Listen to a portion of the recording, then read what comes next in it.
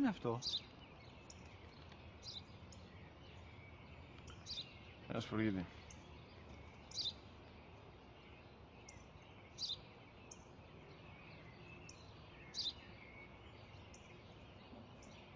Τι είναι αυτό? Μόλις τώρα στο είπα, πατέρα, σπουργίτη είναι.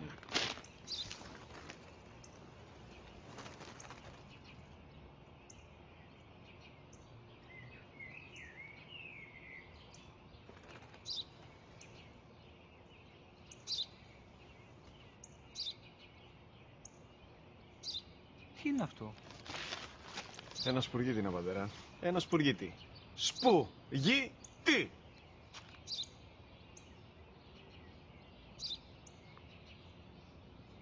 Τι είναι αυτό? Γιατί το κάνεις αυτό το πράγμα, μπορείς να μου πεις? Τόσες φορές σου είπα, είναι ένα σπουργίτη. Δεν το καταλαβαίνεις. Πού πας?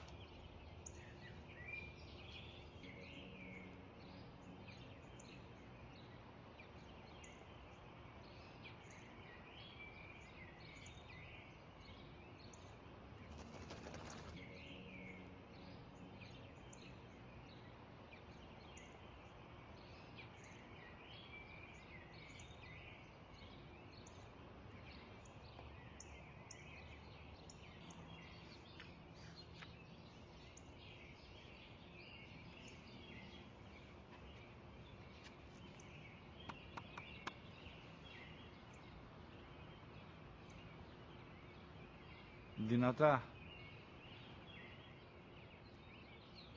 Σήμερα ο μικρός μου γιος που πριν λίγες μέρες έκλεισε τα 3 καθόταν μαζί μου έξω στο πάρκο όταν ένα σπουργίτη ήρθε και κάθισε απέναντί μας. Ο γιος μου με ρώτησε 21 φορές τι ήταν αυτό και του απάντησα και τις 21 φορές ότι ήταν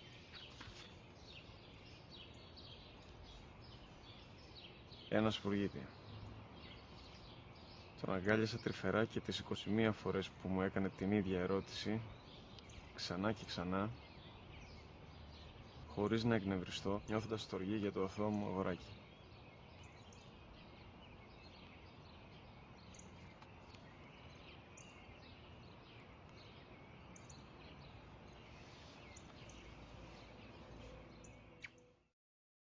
وقضى ربك